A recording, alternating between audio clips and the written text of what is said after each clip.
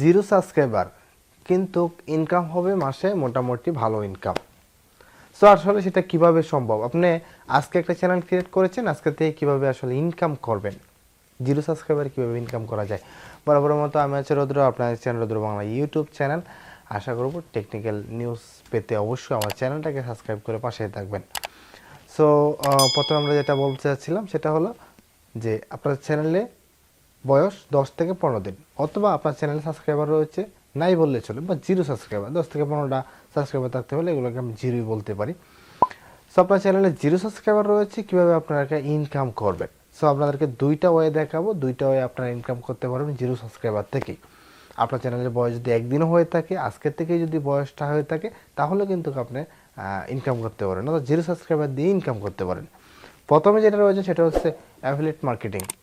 Affiliate marketing সম্পর্কে আমরা মোটামুটি অনেকেই জানি, কিন্তু আসলে অনেকে আমরা হয়তো করি না। আবার অনেকে যারা কন্টেন্ট ক্রিয়েটর রয়েছে তারা অনেকেই শুরু থেকে করে আসে। সাপোজ আপনি বাংলাদেশের ভিডি শপ বা ধারাস রয়েছে, ধারাসে আসলে অ্যাফিলিয়েট মার্কেটিং এখন চালু হয় নাই, তবে ভিডি শপে চালু হয়েছে, অ্যামাজন রয়েছে, ফ্লিপকার্ট রয়েছে, আলিবাবা রয়েছে, ইত্যাদিতে যে সাইটগুলো রয়েছে, বড় বড় যে ওয়েবসাইটগুলো রয়েছে, সেখানের একটা প্রোডাক্ট আপনার ডেসক্রিপশনে দিবেন। এর আগে কিছু প্রসেসিং আপনাকে মেনটেন করে আসতে হবে। এই যে প্রোডাক্টটা আপনি দিলেন, এই প্রোডাক্টটা যদি আপনার চ্যানেল থেকে একটা প্রোডাক্ট বিক্রি হয় বা দুইটা প্রোডাক্ট বিক্রি হয়, এখানে কিছু পার্সেন্টেজ আপনি পাবেন। এটাই মূলত অ্যাফিলিয়েট মার্কেটিং। বর্তমানে অনেক কন্টেন্ট ক্রিয়েটর রয়েছে যারা অ্যাফিলিয়েট মার্কেটিং করে অনেক টাকা ইনকাম করে। যেমন আমাজনের একটা প্রোডাক্ট যদি আপনি 5,000 টাকার একটা প্রোডাক্ট বিক্রি করেন, সেখান থেকে আপনি 1,500 টাকা পেয়ে যাবেন অনায়াসে। সো মাসে যদি এইভাবে কয়েকটা প্রোডাক্ট সেল হয়, তাহলে কিন্তু মোটামুটি আপনার মাস শেষে ভালো টাকা আর্ন হয়ে যাবে। দ্বিতীয় যে বিষয়টা রয়েছে সেটা হলো যে বিভিন্ন প্রোডাক্ট রিভিউ, বিভিন্ন শপ, তারপর হচ্ছে রেস্টুরেন্ট, তারপর হচ্ছে শপিং মল, বিভিন্ন শোরুম, আপনি বলতে পারেন যে কোনো প্রোডাক্ট আপনার চ্যানেলের মাধ্যমে রিভিউ করা। ধরেন সাপোজ আপনার বাসার সামনে একটা জুতার শপ রয়েছে, জুতার দোকান রয়েছে, সেখানে ভালো ব্র্যান্ডের জুতা পাওয়া যায়। সাপোজ সেখানে এফএক্সের অথবা আজাদের অনেক ভালো জুতা পাওয়া যায়। সেই জুতাগুলা কত টাকা দাম, নতুন ব্র্যান্ডের কোন জুতাগুলো আসলো, লেডিসের কোন জুতাগুলো আসলো, জেন্টসের কোনগুলো আসলো, বা যারা চিলড্রেন রয়েছে তাদের কোন কোন নতুন ব্র্যান্ডের জুতা আসলো, এটার উপরে মোটামুটি একটা ভিডিও তৈরি করে দিবেন।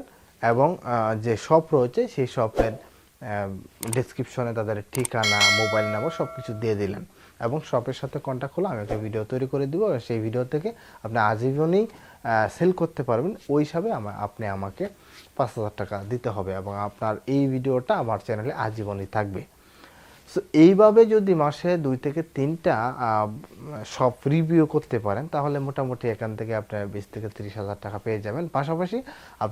পাশাপাশি সাথে যদি আপনি অ্যাফিলিয়েট মার্কেটিংটা করেন, তাহলে কিন্তু এখান থেকেও আপনি 10-15,000 টাকা পেয়ে যাবেন।